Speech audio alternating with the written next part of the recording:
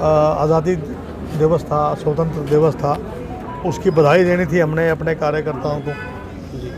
और साथ साथ जो है, जो देश के हालात हैं आजकल, जिस तरीके से आजकल भ्रष्टाचार, बेरोजगारी, शिक्षा, चिकित्सा के क्षेत्र में एम्स नहीं बना, आपका बॉयज़ स्कूल की बिल्डिंग नहीं बनी, भ्रष्टाचार व्याप्त है। अभी राष्ट्रीय स्कूल के अंदर जो एनडीसी लेकर उसमें बहुत बड़ा घपला करने की कोशिश की, उस तरह देवान टेकचंद क्लब के अंदर भी ऐसा हुआ। तो हमने लोगों को आगाह किया कि ये धर्म और जाति के नाम ही इनके पास बचा है, उसके अलावा कोई दूसरा रास्ता नहीं है सत्ता में आने का। अगर आप चाहते हैं IIT बने, IIM बने, मेडिकल कॉलेज बने, एम्स बने, तो कांग्रेस का साथ दें। दूसरे, मेरे पिता स्वर्गीय राव अभय सिंह जी की जीवनी के ऊपर एक किताब 1 सितंबर को निकल रही है, उसके ऊपर हम लोग जो है हम लोगों ने लोगों को इनवाइट किया है। उनका कब जन्म हुआ, कैसे जन्म हुआ, उनके पिता की क्या क्या उनकी कुर्बानियाँ थी, किस तरीके से मेरे पिता लाहौर से वकालत करने गए, किस प्रकार से मेरे दादाजी का डाकुओं ने कत्ल किया, किस प्रकार से उन्होंने जो सेवा करी, उस सेवा भाव की वजह से 1952 में राव वरिंदर सिंह को मेरे पिता ने हराया। तो मेरा कहने का मकसद ये है, उनकी जो 52 से 62 तक वो विधायक रहे। 1959 में बहुत सारे हमारे यहाँ पर फिरोज़ गांधी जी आए थे, हमारे कार्यकर्ताओं पे अत्याचार हो रहा था, उनको जुल्म हो रहे थे। 1961 पे उनकी शिकायत के ऊपर गवर्नर जो उस टाइम गाडगिल जी थे, उन्होंने बर्खास्त किया राव वरिंदर सिंह को, और ये देश के इतिहास में पहला मंत्री था जिनको डिसमिस किया था। वो भी सारा विवरण जो है, वो जो आपकी प्रोसीडिंग है उस पर अजॉर्न मोशन आया, वो मेरे पास है डिटेल के अंदर। और मेरे पिता की टिकट काट दी 1967 के अंदर। 62 में चुनाव इसलिए हार गए मेरे पिता कि वो मंत्री नहीं बन पाए, वो उनको डिप्टी मिनिस्टर बनाना चाह रहे थे, जब इनको बर्खास्त किया वो उन्होंने कहा मुझे मिनिस्टर बनाओ फुल फ्लेज, जिसके लिए कैरो साहब ने उनके साथ विश्वासघात किया। और 1967 में जब ये आपके भगवत शर्मा बने और मेरे पिता जो है चुनाव हार गए थे 67 में बाई जी के मुकाबले में, तो पहली सरकार जो गिराई कांग्रेस की, वो भी राव वरिंदर सिंह ने गिराई थी। 9 महीने के लिए केवल मुख्यमंत्री रहे और 9 महीने बाद जो है बंसीलाल जी सत्ता में आए।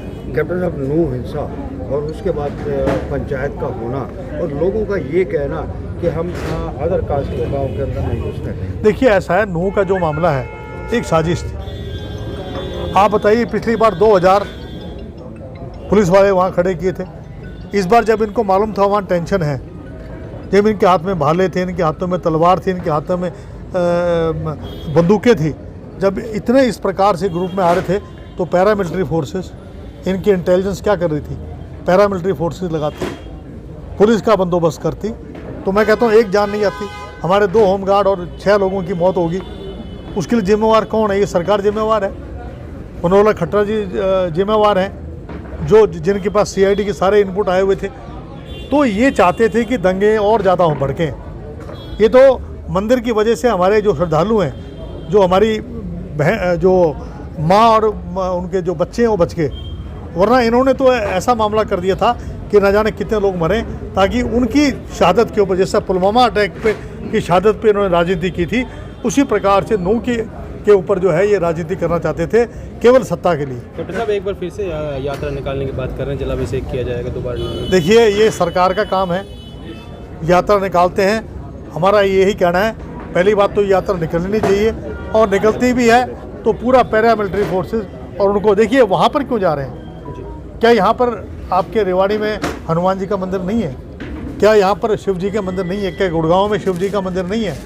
ये जानबूझकर जो है ये चाहते हैं कि टेंशन पैदा हो, हिंदू मुसलमान का झगड़ा हो।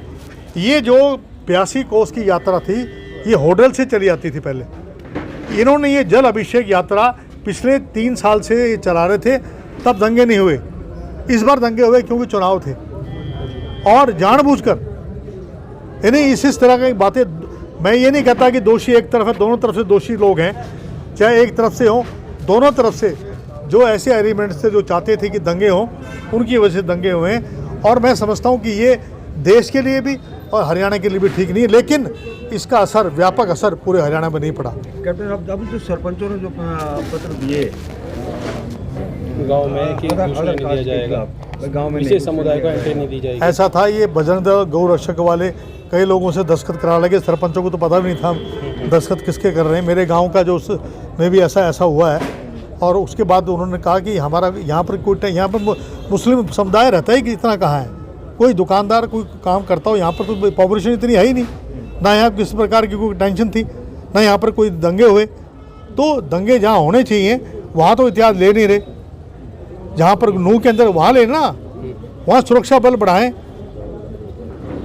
यहाँ रेवाड़ी के अंदर जो है टेंशन पैदा करना, लोगों में अफवाह फैलाना, लोगों के अंदर इस पर खौफ पैदा करना कि भाई पता नहीं क्या हो जाएगा। कर्नल साहब, एक खबर थोड़ी सुर्खियों में है, अभी संसद में जो अविश्वास प्रस्ताव जो पेश किया गया, तो स्मृति ईरानी लगातार इस बात को उठा रही हैं, फ्लाइंग किस का मुद्दा वहाँ पर उठाया है। ऐसा है, कितनी सच्चाई? स्मृति ईरानी के पीछे बृजभूषण बैठा हुआ था, जिसने हमारे जो रेसलर्स हैं, महिला खिलाड़ी, जो हमारे कुश्ती खिलाड़ी, उनकी छाती पे हाथ लगाया था, उनको जफ्फी डाल ली थी, उसके खिलाफ एक शब्द नहीं बोली। मणिपुर के अंदर जो निवस्त्र महिलाएं हुई उनके बारे में एक शब्द नहीं बोली। राहुल गांधी जी के बारे में कोई प्रूफ है कि उन्होंने फ्लाइंग किस दिया? कोई प्रोसीडिंग में इन्होंने कहीं दिखाया? केवल सनसनी पैदा करने के लिए, राहुल गांधी जी को बदनाम करने के लिए ये साजिश रची गई थी। क्यों ऐसा भ्रामक प्रचार किया? ये स्मृति ईरानी तो वही है जो गैस का सिलेंडर लेके जब 470 रुपये का लेके बैठ गई थी, आज 1150 रुपये का क्यों नहीं बोलती? टमाटर जो है 250 रुपये किलो हो गए, प्याज कितनी महंगी है, दाल है, आटा है, घी है, दूध है, क्या चीज़ महंगा नहीं? अब क्यों नहीं बोलती है वो? क्यों नहीं जो मणिपुर के अंदर जो महिलाओं के साथ अत्याचार है उसके बारे में क्यों नहीं बोलती?